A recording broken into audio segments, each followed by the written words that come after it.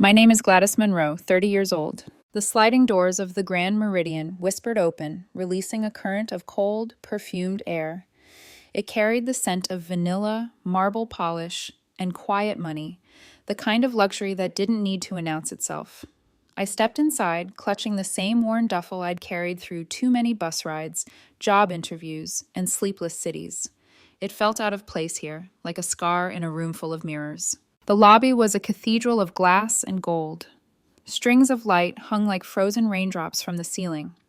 Somewhere a piano played, soft, distant, and far too elegant for someone like me. And there she was, my sister Hannah, standing by the centerpiece fountain, laughing with her friends like she owned the place.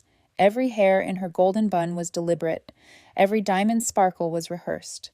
I had seen her in photos before, charity galas, rooftop brunches, the life she built by stepping on everyone else's shoulders, including mine. But in person, her perfection was surgical. Her laughter stopped the second she saw me. The smile she wore froze, cracking at the edges. "Oh no," she muttered, loud enough for her entourage to hear. "You actually came." Her friends turned.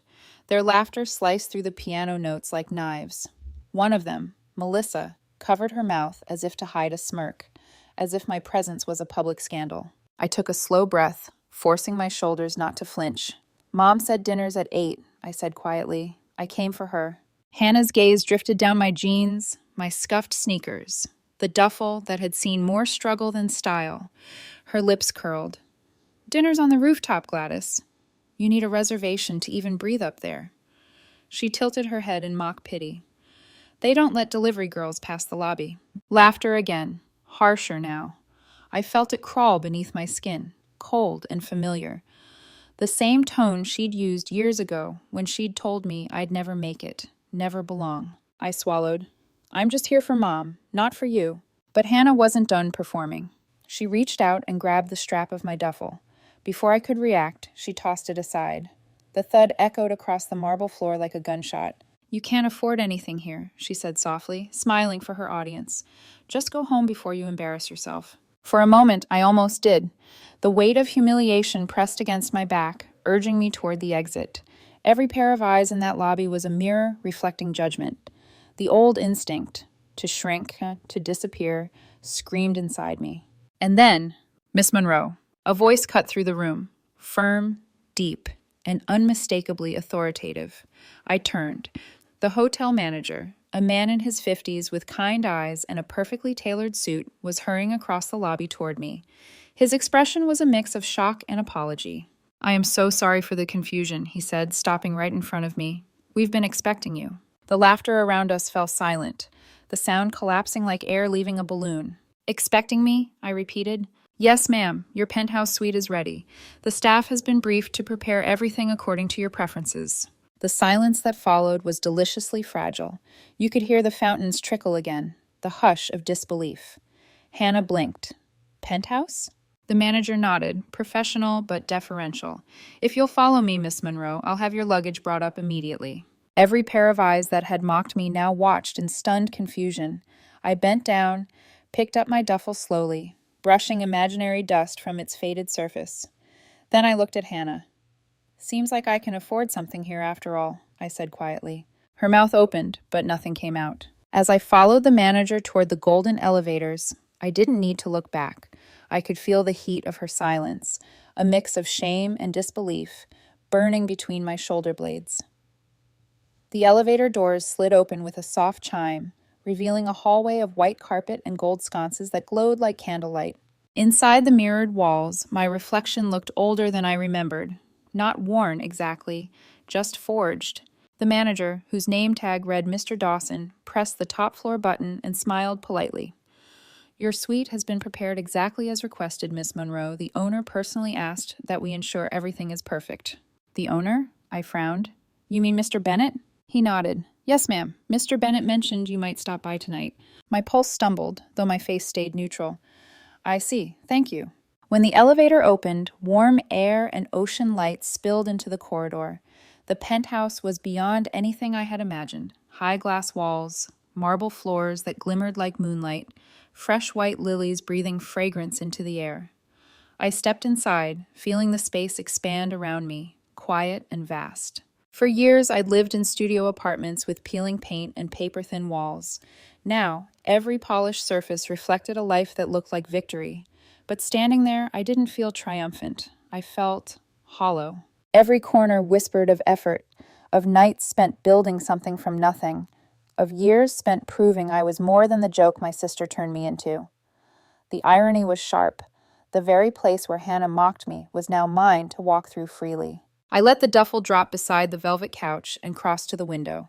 The city stretched out below, glittering and alive.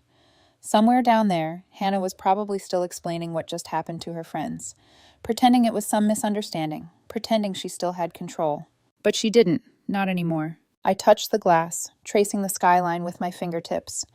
"We made it," I whispered, though the only one listening was the girl I used to be.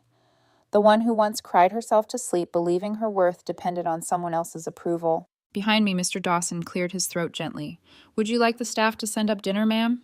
I turned, pulling myself back from the window. "No, thank you. Just some coffee." "Of course." He hesitated. "Mr. Bennett also mentioned he may join you for dinner if you're available. He said to tell you, it's time." That made me pause. It's time. Those words felt loaded, like a chapter I hadn't realized was about to open. "I'll be ready," I said softly. As soon as he left, I sank onto the sofa, the silence of the suite wrapping around me like velvet. The city below gleamed, indifferent and magnificent. I thought about Hannah's laughter, about how easily she had dismissed me, and how little she understood of what I had become.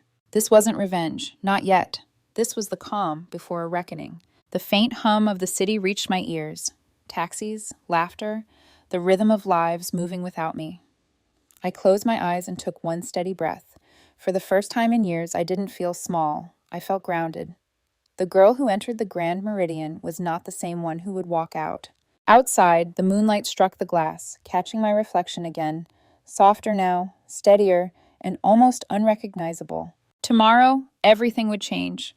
The rooftop restaurant glowed like a lantern above the city, a lattice of string lights and crystal fixtures casting a honeyed warmth over linen-covered tables. Wind teased at the hems of gowns and carried the scent of seared rosemary and ocean salt. I stepped from the elevator with my heartbeat measured and my hands steady at my sides. The concierge had found a navy gown for me, clean lines, no drama, and pinned my hair into something that moved when I turned my head, like the old version of me had finally learned to lift her chin. "Miss Monroe," the host murmured, as if he'd practiced my name. "Your family is waiting." I followed the soft thrum of a jazz trio and the murmured rise and fall of expensive conversations until I saw them. My mother, composed in pearl earrings that had outlasted 3 recessions. My sister, Hannah, sculpted in red like a stop sign. And beside her, Daniel. Good suit, restless eyes, a man who studied the room the way some people check the weather. At our table, a place setting waited for me as if it had always been mine. Hannah's laughter was mid-flight when she saw me. It faltered, then circled back with too bright energy. "Gladys," she said, lifting her chin. "You actually made it. Did the lobby let you through after all?" "Dinner's at 8, I said. "I came for Mom." My mother's expression softened with something relief adjacent. "You look beautiful, sweetheart." "Thank you," I said, and sat, placing my napkin in my lap with deliberate quiet. The city opened like a constellation beyond the glass. A waiter poured water, the stream a silver thread. Hannah angled her body toward me. She was incandescent under chandeliers, the kind of pretty that bends rooms to its will. "We had a little confusion downstairs," she said, sweet as cough syrup. "Sometimes the staff doesn't know how to handle, unexpected arrivals." "Sometimes," I said, "they know exactly what they're doing." A smile flickered across her lips. "Who did you charm?" I looked at the menu I had no intention of reading. "No one." "Good," she said lightly, "because the owner is very particular. He hates surprises." The music changed tempo. Wind caught the lights and made them tremble. A waiter appeared at my elbow. "Miss Monroe," he said softly, "shall I let Mr. Bennett know you've arrived?" Hannah's fork made a small, startled clink against her plate. Daniel glanced between us with the nervous calculation of a man watching stock tickers. My mother folded her hands, waiting, the way mothers do when they suspect a storm and can do nothing to move the clouds. "Yes," I said, "please do." Silence didn't fall so much as it settled. Conversations around us continued, but ours pressed thin. The space between breaths stretched. I traced the rim of my water glass with one finger and felt a childhood Sunday unravel in my chest. The day Hannah convinced me to sing solo at Aunt Marjorie's barbecue, then laughed when my voice shook. The way our father had looked at the ground as if he could carry me with his eyes. How easily a room can decide what you are. "It's cute," Hannah said after a beat, voice honeyed. "You acting like you belong here." "I'm not acting," I said. "I'm eating dinner." Before she could lace her reply with something venom-soft, the rooftop doors opened. Mr. Bennett stepped out of shadow and into the chandelier glow with the ease of a man who understands gravity. Mid-40s, steel gray suit, a presence that made heads adjust orientation.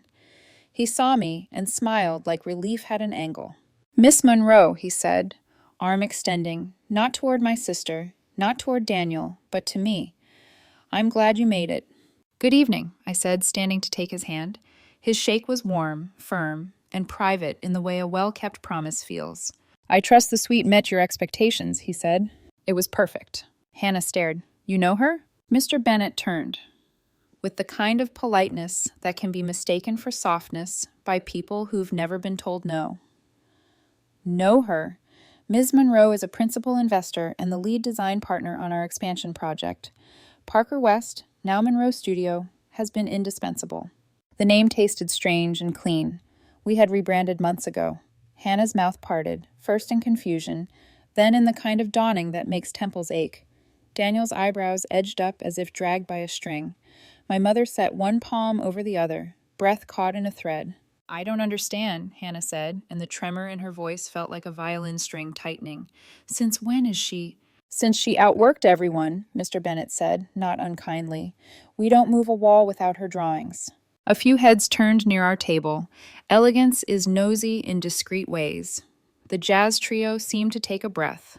I didn't look at Hannah. I kept my gaze on my mother, whose eyes had glossed with a sheen I recognized from piano recitals and science fairs, and the day the house felt too quiet after our father's laugh stopped living there. "I should have told you," I said softly to her. "I didn't know how."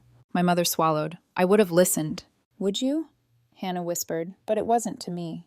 "Would you really?" Mr. Bennett cleared his throat, not to interrupt, but to carve space for dignity. "Dinner is handled tonight," he said. "On the house. Consider it overdue, thanks." He placed a card at my setting, not for show, but for process, then nodded once and left as simply as he'd arrived, the doors closing behind him with a sound that felt like a period. Time didn't resume so much as reconfigure. Plates appeared, lamb with garlic joss, lemon poached asparagus, potatoes with crisp edges like summer thunderclouds. Somewhere, a woman laughed too loudly, then looked around as if to apologize to the lamps. The world, in other words, kept being itself. Daniel leaned in, his voice low. "You never told me your sister was successful." Hannah didn't look at him. "She wasn't," she said, brittle. "She's pretending." "The contracts are public," I said, not unkind. "The drawings, too." Hannah's eyes slid to mine, glossy and flammable. "You think this makes you better?" "No," I said. "I think it makes me free." Her mouth opened, then closed, the way a person remembers the exit isn't where they thought it was. Anger made her beautiful in a way that cost her something. She placed her fork down with surgical precision.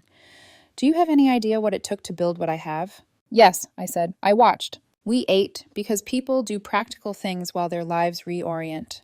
My mother kept glancing at the skyline as if it might hand her a solution folded like a paper crane. When the coffee arrived, the wind shifted. 2 waiters adjusted heaters, and the shadows moved like chess pieces. I wondered who had taught me to keep my hands still on my lap when the room felt like a test. Then I remembered. No one. I had learned it alone. "Mom," I said softly, "I'm sorry for bringing spectacle to your dinner." Her fingers found mine beneath the tablecloth. "You brought truth," she said. Spectacle brought itself. The band slid into something slower. Somewhere near the bar, a couple argued with affection. I felt the moment loosen its grip. The hurt didn't, but it lay down. When I stood to leave, chairs murmured against tile. Hannah's voice followed like a thread tossed after a boat. "Gladys." I turned. In the light, her makeup looked like armor slipping after rain.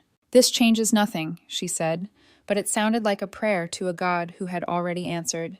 "You'll always be—" "Me," I said. "I'll always be me." I didn't wait for her to finish sculpting cruelty into something elegant. I nodded to my mother, to Daniel, and to the city in the window that had become, finally, a mirror that didn't lie. Then I walked toward the elevator, past tables of people who had just learned my name and would forget it by morning. Inside the mirrored car, I watched my face settle. Mr. Dawson held the door for a couple in velvet, then for me. "Good evening, Miss Monroe," he said, as if the evening were a thing a person could own. Back in the penthouse, I removed my shoes and stood by the window while the city hummed. Triumph didn't arrive like a parade. It entered like a tide, slow, inevitable, smoothing the sand where footprints had once been the only proof I'd passed through. I poured water, drank, exhaled. The lilies on the table opened a fraction more, petals loosening like unknotted ribbon. My phone buzzed against the marble. Hannah. The name lit the glass with an old ache. I let it ring once, twice. I pictured her downstairs, some corner of the hotel where the lighting was kinder and the echo was low. I thought of our father teaching us to skip stones, of the first time she borrowed my sweater without asking because she knew I wouldn't say no, of every time I let the floor have my voice because hers was louder. I answered. A breath, then her voice, smudged at the edges. "We need to talk." "Everything's been said," I replied, but even as I said it, I knew there were words that live under other words, like the foundation of a house you think is a single story until someone knocks. "I'm downstairs," she said. "I can't leave until, just, please." The city flared in the glass, as a siren stitched a red thread through the night. I looked at my reflection, at the woman who had learned to stand without permission. And then I heard something under my sister's voice I had not heard in years. Not defeat, not performance. A human seam pulling. "Fine," I said. "I'll come down." When I ended the call, the suite felt briefly larger, as if conversation can expand walls in advance of itself. I slipped back into my shoes and smoothed the gown, then paused, hand on the doorknob. There is a difference between walking into a fight and walking into a confession. One requires armor. The other requires a spine. I chose spine. The elevator mirrored me gently. Somewhere between floors, I remembered Mr. Bennett's message, "It's time," and wondered which clock he meant. Business, family, or the one I'd been winding inside my chest for a decade without noticing the seconds accumulate. The lounge was quiet, lit like an apology, gold, low, forgiving. I saw her by the fountain, red dress rumpled where grief had sat. She looked small without her friends, without a room to witness her performance. Water made a soft music I had loved since childhood. Our eyes found each other, and there we were, two women raised by the same house, and two different beliefs about love. "Hey," she said, voice thinned. She swallowed. "I didn't know where else to begin." "Try the truth," I said, and sat. The lounge of the Grand Meridian was hushed, almost reverent. The fountain at its center whispered over smooth stone, and the jazz playing through the hidden speakers sounded softer now, like it was aware of what hung between us. Hannah sat at the edge of a velvet sofa, back straight, eyes fixed on the rippling water. I took the seat across from her, the air between us thick with years of unsaid things. She was the first to speak. "I didn't come here to fight," she said quietly. "Good," I replied, my voice steady, "because I'm done fighting." Hannah's fingers twisted the edge of her napkin, then stilled. "I don't know how to face you after tonight." "You faced me just fine earlier," I said. The memory of her laughter still echoed faintly in my chest, a bruise that hadn't faded yet. Her shoulders sank. "That wasn't me. Or maybe it was, the worst version of me." She let out a shaky breath. "I didn't mean for things to go that far." I gave a small, humorless laugh. "You meant every word, Hannah. You just didn't expect the story to flip." Her head dropped. "I thought humiliating you would make me feel better. It didn't." For a moment, I just watched her. The red dress that had looked like power upstairs now looked like armor that didn't fit anymore. Her mascara had smudged under her eyes, faint but real. "You've always hated me," I said quietly, "even when we were kids." "I didn't hate you," she whispered. "I envied you." That stopped me. "Envied what? I had nothing." "You had peace," she said. Her voice trembled. "You could fail without falling apart. You could be kind without needing people to see it. You were invisible, but somehow you were okay with it. I spent my whole life trying to be seen, even if it meant being cruel." I leaned back slowly, letting her words find air. It was strange hearing honesty from her. It landed awkwardly, like a language she hadn't spoken in years. I didn't know how to be your sister, she continued. Every time Mom praised you, I heard what she wasn't saying to me. Every time you stayed calm, I heard it as judgment, so I tried to outshine you, outdress you, outlaugh you. Her lip quivered. But it just made me uglier. Hannah, I said softly, you didn't need to compete with me. Yes, I did, she said quickly. You were better without even trying. Silence settled between us again, gentle but heavy. The fountain's reflection rippled across her face, distorting her features like memory itself. Familiar, but not the same. I exhaled. Do you know what it felt like being your shadow? Every room we entered, I disappeared. Every success I tried to share, you made smaller. You turned me into your mirror, but you never looked long enough to see who was in it. Her eyes filled. I know, she said, and I'm sorry. I don't expect you to forgive me. I couldn't stand the thought of you walking away tonight thinking I was proud of what I did. Her voice cracked on the last word. I looked down at my hands. The anger that used to live there was gone, replaced by something quieter, sadder. I didn't come back for revenge, I said. I came for Mom. You're the one who turned it into a war. I know, she said again, almost a whisper, and I lost. You didn't lose, I replied. You just finally saw the truth. Her tears fell freely now, catching the low amber light. You've changed so much. Pain does that, I said. It teaches you to stop waiting for people to see your worth.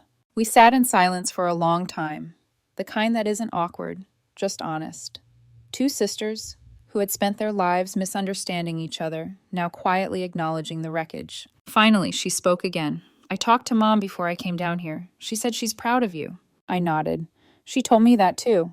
She also said she's tired, Hannah said. Tired of watching us tear each other apart. I swallowed hard. She deserves peace. She does, Hannah agreed. And maybe we do too. For the first time that night, I believed her. She stood slowly, smoothing her wrinkled dress. I'll fix things with Mom. I owe her that. She's already forgiven you, I said. Her eyes lifted to mine. What about you? I took a breath. I don't hate you, Hannah. I just don't need your approval anymore. She blinked rapidly, tears threatening again. I deserve that. You deserve to learn, I said gently, not to be punished. A soft sob escaped her. You know, she whispered. You sound like Dad when you say things like that. That surprised me. He always said forgiveness isn't about forgetting, she added. It's about freedom. I smiled faintly. He was right. Hannah wiped her eyes, smearing her mascara into faint shadows. I don't think I ever told you this, she said, but I'm proud of you. I felt the words land, fragile and real. Thank you, I said. For a moment, neither of us moved. Then she stepped forward, hesitated, and placed a hand on my arm. I didn't pull away. It wasn't a hug, not yet, but it was something. I'll go, she said quietly, before I ruin this rare moment of maturity. A small laugh escaped me. It's never too late to start. She smiled through the tears, then turned and walked toward the elevator. Her heels clicked softly against the marble, each step fading until the sound was gone. I stood there a while longer, staring at the fountain. The water caught the light and scattered it across the floor, tiny shards of silver flickering over my shoes. Somewhere deep down, the bitterness that had defined so many years began to ease its grip. Maybe forgiveness didn't come all at once. Maybe it came in pieces, like sunlight slipping through blinds. I walked back toward the elevator, each step lighter than the last.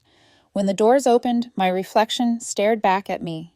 Tired, yes, but softer. For the first time in years, I didn't see the forgotten sister. I saw a woman who had survived her own family. And in the quiet hum of the descending elevator, I whispered to myself, that's enough. The next morning, sunlight spilled across the marble floors of the penthouse like it was searching for something to bless. The city below was already alive, honking horns, clinking cups, the endless rhythm of people chasing meaning.